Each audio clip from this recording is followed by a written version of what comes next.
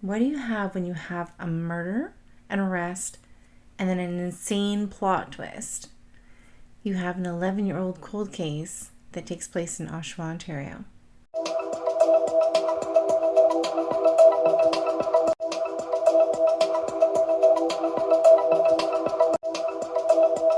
Stabbed 5 times, Claudio Cara lay dying on his kitchen floor in his Oshawa home.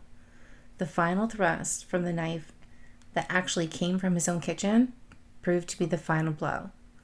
The blade protruded from Claudio's chest. However, no one could find the handle. This video is for entertainment and educational purposes only. I mean, absolutely no disrespect to any of the family or friends in this video.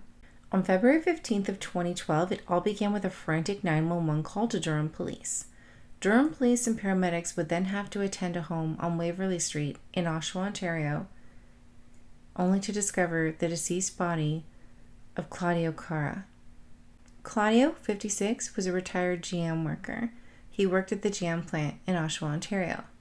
He was found in his kitchen, slumped down onto the ground by his son Frank, with whom he shared the home with. Claudio had been stabbed right in the heart, and only the blade was protruding from his chest when he was found. The handle was missing. Neighbors were in shock. They said that Claudio was the nicest person, that he was so gentle, he wouldn't even hurt a fly. Neighbors also said that Claudio and his son Frank got along amazing, that they never saw them argue, there was nothing amiss. They didn't have any inkling at all that Frank had anything to do with Claudio's death. Allegedly, on the day of the murder, neighbors reported seeing Claudio's son Frank over by the garage on the driveway, and he was just bawling, tears a flowing, having a complete and utter breakdown. Frank, of course, was investigated by police. He was the one that found his father's body, and that pretty much makes you the prime suspect in any case. Frank told police that he had gotten up early that morning and that he was going to visit his nonna, which is Italian for grandmother. His father had been on him because Nonna was having rigorous treatment for breast cancer, and so he wanted Frank to go over and check on his nonna and spend time with her. Frank remembered heading out at 8:45 that morning, and he clearly remembered shutting the door behind him. When Frank reached his grandparents' house, his nonna was still at the hospital. She was still getting her treatment, and that was just a little bit after 9 o'clock. So he sat around his grandparents' house and talked to his nonu, his grandfather, and just kind of shot the breeze. His nonu liked to share stories about when he worked on the railroads back in the 50s and 60s. When Nona returned home with Frank's aunt and sister, she told Frank that he had to stay for lunch and she was going to make his favorite hamburger and fries. He had no choice but to stay for lunch. At this point, it was 10 o'clock a.m., and Frank was trying to reach out to his dad by cell phone to contact him to let him know, I'm going to be staying at Nona's for lunch, so don't expect me home. There was no answer on Claudio's cell phone, so Frank left a message. After returning home from lunch, when walking up to the house, Frank noticed that something wasn't right. The mail was still in the mailbox, and that was something that his dad religiously took care of. So Frank picks up the mail, opens the front door, and then just stops. He notices that the inside door is just slightly open. Frank didn't really think too much of it, so he stepped inside, started kicking off his shoes, and called up to his dad to let him know that he had picked up the mail. There was no reply. The TV wasn't on, and the house was just silent. Frank started walking into the kitchen to put the mail down, and that's when he looked over and he saw his father laying on the floor. When he first saw him on the ground, his first thought was that he's had a heart attack. Couldn't be further from the truth. About a month into the investigation, Durham police reached out to the public for help, and they even released a photo of Claudio's 2007 GMC pickup truck in the hopes that someone knows something. What they were trying to do was to trace Claudio's steps and his movements throughout that day, to get a timeline of events. Later that year, in October, Claudio's daughter Annalisa reached out to the public and made an emotional appeal for information on the case. She also said that her father was great, kind, thoughtful, had a sense of humor. The loss of her father devastated Annalisa. She spent a significant amount of time with her dad, and now her days were just empty without him. Anyone out there that's also lost a parent? You get it.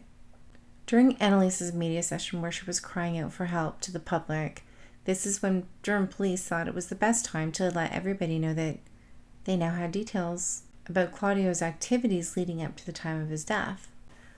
Police now had their timeline. After spending time with Annalisa on February 14th, Claudio apparently went to a Swiss chalet on Taunton Road in Oshawa. It's said that he was at Swiss chalet because he had planned to meet friends there, but he left the restaurant before the friends showed up. It's also said that that night Claudio bought some lottery tickets in a convenience store on Simcoe Street South, again in Oshawa. So this would place him home between 11:30 and midnight on February 14th. Detectives reported that they believed that Claudio had met up with someone that night. The next announcement to come from Durham police was that they had their man. Who was the man?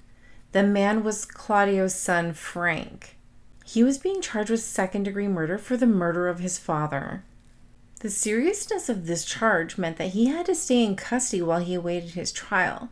There was a bail hearing, but he was denied bail, and the reasons for this? Please be ready for this. Submitted as evidence against Frank were allegations that he and his father were having problems at home, his father didn't agree with his lifestyle, and he wanted him out. During that same bail hearing, a prosecutor said that the other reason that Frank was going to be denied bail was because he refused to do a lie detector test, which we all know are not accurate nor reliable. Frank also knew this, which was why he declined to do it. During the bail hearing, the prosecutor described the case against Frank as circumstantial, but very strong. Because of this evidence, Frank was actually denied bail, and I can't get over this. An allegation that Frank's father was disagreeing with him about his lifestyle and he wanted him to move out of the house. The other, that he wouldn't do a polygraph test, which is never 100% accurate anyway. This is the strong evidence that they were using against Frank. Frank was denied bail, and the judge's reason to him was that the case was exceptionally strongly circumstantial. The judge said that Frank had opportunity and motive to kill his father, and that there was not one scintilla of evidence that there was a struggle. And this led the judge to the conclusion that Claudio knew his killer. I need to know, where the fuck is this handle to the knife? Because that would be a piece of strong evidence rather than an allegation that someone wants you to move out because you had an argument. Just before Christmas in 2013, there was another startling development in the case. Frank's charge was actually withdrawn. They withdrew Frank's charge because this new evidence actually exonerated him. The new evidence that was gathered was data from Frank's father's pacemaker. Frank's father had a pacemaker, and when that final blow was struck to his heart, it hit his pacemaker. This is why the blade was stuck in his chest. It was actually lodged into the pacemaker. And I guess when the killer tried to pull the knife back out of his chest, that's when the handle broke off. And I'm guessing that the killer took the handle with him. The data showed that Claudio's heart stopped beating at 10:30 a.m., for which Frank had a solid alibi. He was with 4 family members. Frank was not at home on the day of the murder at 10:35 a.m. He was visiting his grandparents, Nona and Nonu, and his aunt was there and his sister was there. His alibi was rock solid, the same alibi he gave the previous year, and yet he's been sitting in jail all of this time. I think Durham police kind of gave themselves a little pat on the back. They were saying that, oh, we can scientifically prove now that his alibi is holding up and we can drop the charges.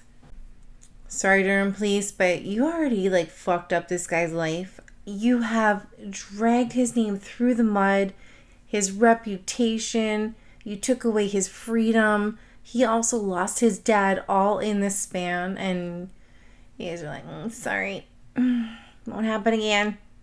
It's wild. Police said that the data from the pacemaker is not information that they tested. But you're holding a pacemaker with a knife, the blade, the murder weapon stuck in it, trying to piece together Claudio's timeline of events, trying to place where he was, and then came up with the timeline that he finally got home around 11:30 at night, between 11:30 and midnight, and then, subsequently sent his son to prison. Maybe I'm just an idiot. To me, that's a key piece of evidence, no? It gives you the exact date and time right down to the second as to when that pacemaker stopped. And the only reason that it stopped was because the knife went into it. The murder weapon. Durham police had realized that they had wrongly accused Frank Cara of the murder of his father. He was innocent of all charges. Frank later launched a lawsuit against Durham Regional Police. And Frank, I think you deserve every frickin' penny that you get.